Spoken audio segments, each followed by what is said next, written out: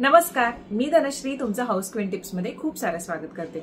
मागच्या 2 व्हिडिओला तुम्ही प्रचंड प्रेम दिलं। ब्लाउज बद्दलच्या काही गोष्टी मी तुमच्याशी शेअर केल्या होत्या। मी डिझाईन्स कसे करते किंवा काय करते, बेसिक डिझाईन असतात, पण आपण ज्या लेडीज म्हणजे अगदीच आपल्याला बॅकलेस किंवा मग असे डिझाईन वगैरे आपण असलेले कम्फर्टेबल जास्त नसतो असा, तर मग उत्तमच आहे, कारण जे कपडे आपण घालतो त्यामध्ये आपण कम्फर्टेबल असणं खूप गरजेचं आहे। चला, काही प्रश्न त्या व्हिडिओच्या कमेंट सेक्शन मध्ये विचारण्यात आले होते, त्याची उत्तरं माझ्या परीने देण्याचा मी प्रयत्न करेनच। म्हणजे ब्लाऊजच्या बाबतीतले काही प्रश्न होते, तर ते मी काही प्रश्न घेतलेले आहेत आणि त्याचे उत्तर देईन। आता मला काही टॉपिक असे सुचवा कमेंट सेक्शन मध्ये ज्यावरती मी पुढे व्हिडिओ करावेत आणि तुम्हाला ते उपयोगी पडतील। त्याच्यासाठी मला जसं काही गोष्टी कळतात तर त्या पद्धतीने मी ते व्हिडिओ बनवण्याचा प्रयत्न करेन। वेळ न दवडता आपण स्टार्ट करूयात की कोणते कोणते प्रश्न आपण घेतले होते। पहिला प्रश्न असा होता की प्रिन्सेस कट ब्लाउज छान बसतो का? प्रिन्सेस कट माझे सगळेच ब्लाउज सगळेच म्हणजे A to Z princess cut आहेत। प्रिन्सेस कट ब्लाउज मध्ये प्रॉब्लेम काहीच येत नाही। तुम्हाला इनर घालायची सुद्धा गरज भासत नाही। आता कटोरी जे ब्लाउज असतात त्याच्यामध्ये इनर तरी घालायची गरज नसते, आपण ब्रा किंवा ब्रेशर जे वापरतो तर त्याच्यामध्ये गरज नसते, कारण ते प्रॉपर आपल्या ब्रेस्टच्या साईजने शिवलेले असतात। पण जेव्हा प्रिन्सेस कट आपण घालतो तेव्हा शक्यतो तुम्ही जर बघितलं असेल तर आधीच्या आपल्या आजी वगैरे त्यांची चोळी वगैरे कशी असायची, तर ते नॉर्मल शिवलेले असायचे, तर तशाच पद्धतीचे असतात, पण प्रॉपर ते माप घेतलेलं असतं आणि त्यामुळे ते व्यवस्थित बसतात। मला कधीही कुठलाही प्रॉब्लेम आलेला नाही प्रिन्सेस कट ब्लाउजचा, आणि दिसताना सुद्धा व्यवस्थित दिसतात। कसं सांगू, तुम्ही जेव्हा वन साइड पदर घेणार असाल तेव्हा प्रिन्सेस कट ब्लाउज जेव्हा तुम्ही शिवता तेव्हा वन साइड पदर घेतल्यानंतर कटोरी ब्लाउजला जशी ती टोकं दिसतात तशी ती दिसत नाहीत आणि आपल्याला अनकम्फर्टेबल वाटत नाही। छान अगदी व्यवस्थित आपण वन साइड पदर हँडल करू शकतो।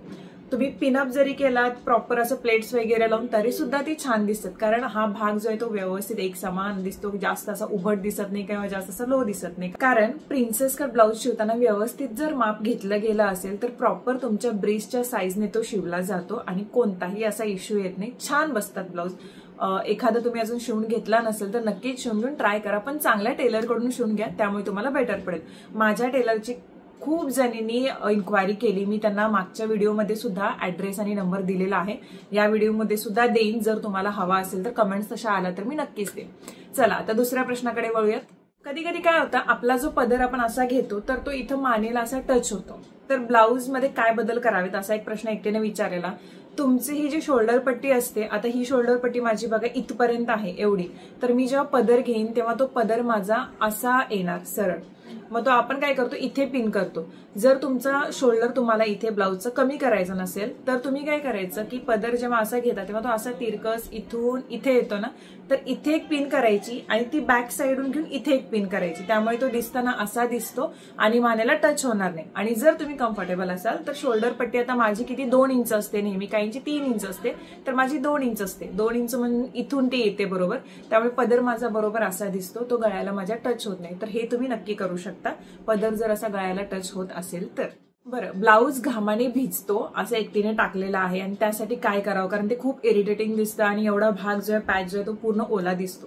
तर स्वेट पॅड्स येतात, इथे साईडला मी फोटो देईन तुम्हाला। हे स्वेट पॅड्स आहेत, असे तुम्हाला खूप सारे मिळतील ऑनलाईन, तर हे इंडिव्हिज्युअल असे रॅप करून आलेले असतात। आता मी हे काढून ठेवलेलेच आहे, हे बघा एका याच्यामध्ये 2-2 असतात। हे वापरायचे कसे, हे असे असतात, तर याच्या पाठीमागे हे स्टिक ऑन असतं, हे काढून टाकायचं, हे असे असतात। आणि हा ब्लाऊज असतो आपला, हा ब्लाऊजचा हाताचा भाग आहे, तर हा उलटा करायचा असा आणि हा भाग आपला घामाने भिजतो। तर हात आपले असे असतात, आपण असे फोल्ड करतो ना, तर हे असं लावायचं असतं, तर ते आपल्या काखेला लावायचं नाही, इथे ब्लाऊजला लावायचं, हे असं इथं हे असे स्टिक केलं, मग ब्लाऊज घातल्यानंतर कसं इथे जो घाम आहे तो उरतो, म्हणजे जस्ट लाईक आपण पिरियड पॅन्टीज ज्या वापरतो, म्हणजे नॉर्मल ज्या मी मध्ये एकदा दाखवलं होतं तुम्हाला की व्हाईट डिस्चार्ज किंवा असं युरिनेशन वगैरे गरोदरपणात वगैरे अचानक युरिन पास होते तेव्हा कसं आपण वापरतो, तर त्याच पद्धतीचं असतंय। आता इथे मी असे स्टिक केलेलं आहे, ब्लाऊज आपण असा घालतो, ब्लाऊज घातल्यानंतर हे आतल्या भागाला असं दिसतं आणि हे असं असतं, काहीही म्हणजे असं वाटत नाही की एक्स्ट्रा काहीतरी वेअर केलेलं आहे। आणि नंतर जेव्हा आपण ब्लाऊज क्लीन करणार असतो किंवा काढणार असतो तेव्हा हे व्यवस्थित असं काढून टाकू शकतो आपण. निघतं लगेच, कुठेही काही प्रॉब्लेम येत नाही याला. अशा पद्धतीने निघतं आणि ते फेकून देऊ शकतो. तर असे स्वेट पॅड्स जे असतात ते तुम्ही ऑनलाईन मागवून घेऊ शकता. आणि जेव्हा तुम्हाला वाटले की आता उन्हाळा वगैरे आला, सुरू झाला, त्याच्यानंतर आपण लग्न किंवा काही कार्यक्रमामध्ये जेव्हा जातो तेव्हा ते हे स्वेट पॅड्स तरी फार उपयोगाला पडतात. मी जेव्हा म्हणजे कॉटनचे जेव्हा ब्लाऊज असतील तेव्हा तर मी नक्की यूज करते, कारण कॉटनचे ब्लाऊज घामाने भिजतात आणि ते जास्त दिसतात.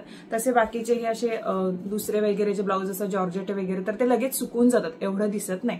तर त्यासाठी हे यूज करणं गरजेचं आहे. आणि अंडरआर्म रोल ऑन जरी वगैरे यूज केलात ना तरी सुद्धा फार चांगला फरक पडतो. हा प्रश्न खूपदा विचारण्यात येतो की ब्लाऊजचे हुक मागे केलेले बरे की पुढे केलेले बरे. तर तुम्हाला कम्फर्टेबल वाटतील तसे करा, काहीच प्रॉब्लेम नाही. माझे ब्लाऊजचे हुक नेहमी बॅक साईडला असतात, कारण काय होतं, जर वन साईड पदर घेणार असो आणि आपल्या शिफॉन साड्या असतील किंवा जॉर्जेट साड्या असतील तर ते हुकची जी इथे पट्टी असते किंवा बटनांची जी पट्टी असते तर ती अशी सरळ दिसते आणि ते बरोबर वाटत नाही. म्हणून मी काय करते की बॅक साईडला ठेवते. पण काही वर्क केलेले जे ब्लाऊज असतात, जसं असं वर्क वगैरे येतं किंवा बॅक साईडला जे वर्क येतं, तर बॅक साईडला वर्क करताना हुक पाठीमागे घेऊ शकत नाही आपण. तर त्याच्यासाठी ते ब्लाऊजचे हुक मी समोर घेते आणि ब्लाऊजच्या प्लेट म्हणजे साडीच्या ज्या प्लेट्स असतात तर त्या मी डबल करते, त्या दिसून येत. आणि जर कॉटनची साडी असेल, सिल्क साडी असेल तर काही टेन्शनच नाही, त्या साडीचे ब्लाऊजचे हुक तुम्ही समोर केला तरी चालतं. तुमच्या कम्फर्टनेसनुसार तुम्ही ते ब्लाऊजचे हुक मागे करा किंवा पुढे करा, काही प्रॉब्लेम नाही. आणि विचारण्यात येतं की आपण ब्लाऊजचे हुक बॅक साईडला असेल तर दरवेळेला आपल्याला कोण ते हुक लावायला किंवा आपल्याला मदत करायला येणार नाही, तर त्यावेळी काय करायचं? सिंपल आहे. आपण नॉर्मल आपलं इनर कसं घालतो त्या पद्धतीनेच आपण ते हुक अडकवून बॅक साईडला करून ते घालू शकतो. सोपी पद्धत आहे, सगळ्यांनाही माहीत आहे. चला आपण नेक्स्ट प्रश्नाकडे वळूयात. एकटीने प्रश्न केला होता की पॅडेड ब्लाऊज वरती माझे विचार काय आहेत. माझा एकही ब्लाऊज पॅडेड नाहीये. विकतचा घेतला असेल म्हणजे तयार ब्लाऊज जे असतात तर ते पॅडेड असतातच. मी त्यातले पण पॅड काढून टाकायला सांगते. पॅड जर चांगल्या क्वालिटीचे वापरले असतील तर ते ठीकच आहेत, नाहीतर जर लो क्वालिटीचे वापरले असतील आणि आपण ते वॉश वगैरे केले, धुतल्यानंतर जर समजा ते चांगले नीट वाळले नाहीत तर ते खराब होऊन आपले जो ब्रेस्ट एरिया आहे त्याच्यामध्ये इचिंग वगैरे होऊ शकतं घाम आल्यानंतर. म्हणून मी त्याच्यासाठी पॅडेड ब्लाऊजला अजिबात म्हणजे नाहीच म्हणते. पण जर तुम्ही पॅडेड ब्लाऊज शिवून घेत असाल तर एक करायचं की चांगल्या क्वालिटीचा पॅड वापरायला सांगायचं त्यांना, ब्रेस्ट पॅड जो असतो तो. आणि दुसरी गोष्ट कशी की प्रॉपर शेपमध्ये करायला सांगायचं, कारण जेव्हा आपण असे पॅडेड ब्लाऊज घालतो तेव्हा हा एरिया ना खूप जास्त उंच वाटतो आणि ते खूप विचित्र दिसताना. त्यामुळे नॉर्मल दिसावी आपली ब्रेस्ट, ना जास्त खाली ना जास्त वरती, अगदी प्रॉपर शेपमध्ये दिसावी. या टेलरना सांगायचं की जे ब्लाऊजला तुम्ही पॅड वापरणार असाल तर ते चांगल्या क्वालिटीचे वापरा, तरच ते चांगले दिसतात आणि आपल्यासाठी चांगले सुद्धा असतात, कारण आपल्या हेल्थच्या दृष्टीने सुद्धा महत्वाचं आहे. आणि पॅडेड ब्लाऊजचा हा सुद्धा फायदा दिसतो की ब्रेस्ट अगदी प्रॉपर दिसते. म्हणजे साडी घ्या किंवा तुम्ही ड्रेस खाली वापरा एखादं, म्हणजे ड्रेसला सुद्धा पॅड असतात तर ते सुद्धा छान म्हणजे व्यवस्थित दिसतो शेप. पण एवढंच की तुम्हाला कोणता त्रास होऊ नये किंवा तुम्हाला ते कम्फर्ट तुमचा जो आहे तो चांगला राहावा याच्यासाठी ही काळजी मी तरी घेते. त्यामुळे मी तरी सध्या तरी अजून एकही ब्लाऊज माझा असा पॅडेड नाहीये. जर विकतचा असेल तर एखादा दुसरा असेल, पण मी शिवायला देताना कधीही पॅडेड ब्लाऊज म्हणजे पॅडेड ब्लाऊज करा असं सांगतच नाही. प्रॉपर ते प्रिन्सेस कटमध्ये जे ब्लाऊज असतात ते व्यवस्थित बसतात. मला तिने प्रश्न काय विचारला की आपण जेव्हा नॉर्मल ब्लाऊज घालतो, पॅडेड नसतात ब्लाऊज, तेव्हा ब्रास स्ट्रॅप ज्या असतात ना तर त्या दिसतात. म्हणजे कधी पाठीमागून दिसतात, कधी मग इथून वगैरे दिसतं, तर ते विचित्र वाटतं. त्यासाठी तर काय करायचं, एक तर काय होतं की ब्रास स्ट्रॅपची जी पाठीमागची हुक पट्टी असते तर ती थोडीशी एक्स्ट्रा लॉंग करून मिळते. अमेझॉन, फ्लिपकार्टवरती अशा काही पॅचेस उपलब्ध आहेत, ते तुम्ही चेक करू शकता. इथे मी फोटो देईन. तर त्या स्ट्रॅप आपण अडकून ती पट्टी मोठी करू शकतो, याच्यामुळे ह्या स्ट्रॅप ज्या इथे येणार नाही तर इकडच्या साईडला येतील, त्यामुळे आपल्या ब्लाऊजच्या गळ्यातून त्या दिसणार नाही. दुसरी गोष्ट, जर तुमची पट्टी वगैरे ब्रॉड असेल तर काय करायचं, आपला जो ब्लाऊज असतो त्याला पिन करायचं, बॅक साईडून पिन करून टाकायचं, त्यामुळे तो हलत नाही जागच्या जागी. किंवा इथे आपल्याला जो पट्टी करून दिली जाते इथे साईडला, त्याच्यामध्ये जो ब्रास स्ट्रॅप असतो तो सिक्युअर राहतो, तर ती सुद्धा करून घ्यायची. आणि अजून एक गोष्ट की ब्रास स्ट्रॅप दिसू नये त्याच्यासाठी ट्रान्सपरंट स्ट्रॅप तुम्ही वापरला तरीही चालतं, पण ट्रान्सपरंट स्ट्रॅप थोड्याशा हर्ट करतात, म्हणजे त्रासदायक असतात, त्या जास्त फिट्ट बसतात आणि इथे आपल्याला असे व्रण उठू शकतात. त्याच्यामुळे एक तर ब्रा घेताना तुम्ही ट्रान्सपरंट पट्टी असेल तर ठीकच आहे, नाहीतर मग स्किन कलरच्या ज्या पट्ट्या असतात तर त्या वापरू शकता. आणि त्या दिसल्या तरी एवढं उठून दिसत नाहीत, म्हणून शक्यतो इनरवेअर वगैरे घेताना त्या स्किन कलरचे मी तरी प्रेफर करते की स्किन कलरचेच घ्यावेत, ज्याच्यामुळे दिसणार नाहीत आणि आपल्याला कम्फर्टेबल वाटेल यासाठी. तर हे काही प्रश्न मला विचारलेले होते, ज्याची उत्तर मला जशी वाटतील तशी मी दिलेली आहेत आणि होप्स की तुम्हाला ती थोडीफार पटली असतील. Thank you so much. ह्या ब्लाऊजच्या सिरीजला तुम्ही खूप चांगलं प्रेम दिलं, तुम्हाला आवडले ते डिझाईन.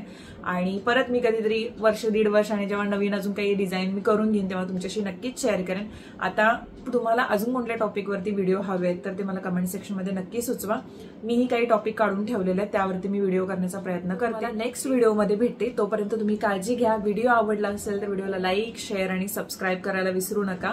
मैत्रिणींच्या तुमच्या ग्रुपमध्ये नक्की शेअर करा. मला जेवढी माहिती असेल तेवढी मी तुम्हाला देण्याचा प्रयत्न माझ्या प्रत्येक व्हिडिओमध्ये नक्कीच करेन. चला तर मग परत भेटते, तोपर्यंत बाय बाय.